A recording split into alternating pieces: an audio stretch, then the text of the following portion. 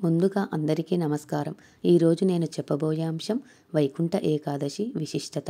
వైకుంఠ ఏకాదశి రోజున భోజనం ఎందుకు చేయరాదు? సత్యయుగంలో ముర అనే రాక్షసుడు ఉండేవాడు.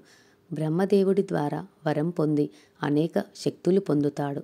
ప్రజలు విష్ణు భక్తులు దేవతలను హింసించడం మొదలుపెట్టగా అతని బాధలను తట్టుకోలేక దేవతలు ఋషులు కలిసి శ్రీ మహావిష్ణువును ప్రార్థించగా మహావిష్ణువు మురతో యుద్ధం చేస్తాడు. ఆ యుద్ధం 1000 సంవత్సరాలు జరిగింది. ఈ యుద్ధంలో మహావిష్ణువు అలసిపోవడం జరిగింది. అలసట తీర్చుకునేందుకు విష్ణుమూర్తి గుహలో విశ్రాంతి తీసుకోవడం జరిగింది. విష్ణుమూర్తి విశ్రమించిన సమయంలో ఆయన్ను సంహరిద్దామని ముర రాక్షసుడు ప్రయత్నించగా విష్ణుమూర్తి శరీరం నుండి మహా తేజస్సుతో కూడి ఉన్న యోగమాయ అనే కన్య ఉద్భవించింది. ఆ రాక్షసుడిని సంహరించింది. ఆ కన్య పక్షములో 11వ రోజు ఉద్భవించింది గనక ఆమెకు ఏకాదశి అనే పేరు నామకరణం చేశారు. నామకరణం చేసి మహావిష్ణువు వరమిచ్చెను.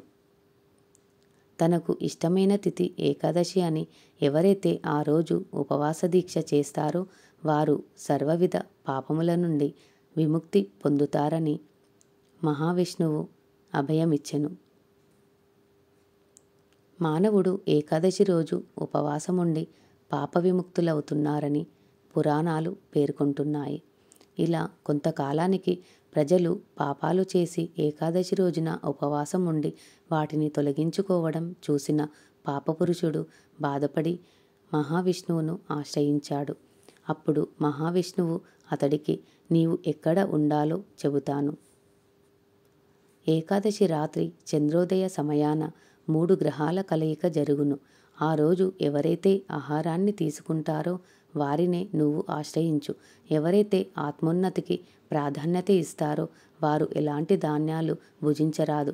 ఏకాదశి రోజున అన్నం పప్పు ధాన్యాలు భుజించిన వారికి పాప పరిహారం ఉండదని మహావిష్ణువు తెలిపినట్టు ఏకాదశి వ్రత మహత్యం పేర్కొంటుంది.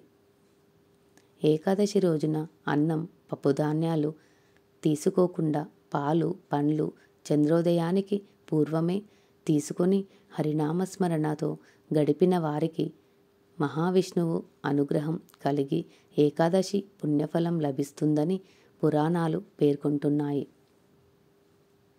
ధన్యవాదములు.